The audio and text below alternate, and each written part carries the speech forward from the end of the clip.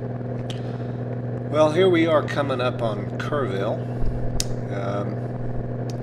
It's in the morning, probably about 9 o'clock, 9:30, and the Kerrville runway 3012 is now going from lower left to upper right, just to the left of the nose. The wind was actually favoring 3 a little bit more than 30, so I decided to go ahead and do kind of a flyover of the airport right at the diamond there, and then do a big 270-degree right turn to come up to a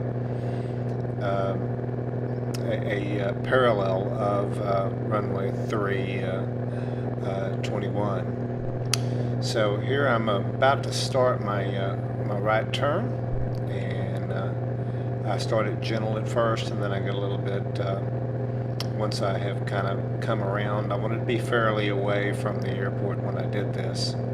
So I'm several miles out. I also had to descend as I was coming over the airport to get down close to pattern altitude. So I'm continuing this almost 270-degree turn to get back over there, and we're going to go ahead and time a little bit here. And so I'm close to the end of it. You can see the sun shift there, and once I come back out, now I'm paralleling runway 321. I'm just a little bit about a mile north of the airport, I guess you could say at this point. So flew past the runway 30 and 12. It would be 12 at this end. Now I'm going to start a base leg here. The winds were a little gusty this day, and it kind of blowing me around a little bit. That's why I favored going in on 3, which was more aligned there. Also would give me a chance to show the Mooney factory in the side where the camera was filming. So you're going to see a very slow, gentle alignment now with runway 3. And here's my kind of a altered final turn here at a very shallow angle to get back on to the center line for 3.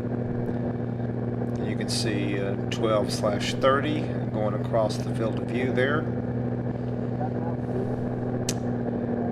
and as we get closer, we're gonna basically we're about 700 feet above the ground here, except for some of these places where the ground kind of comes up to meet you over these hills, which is a little closer there.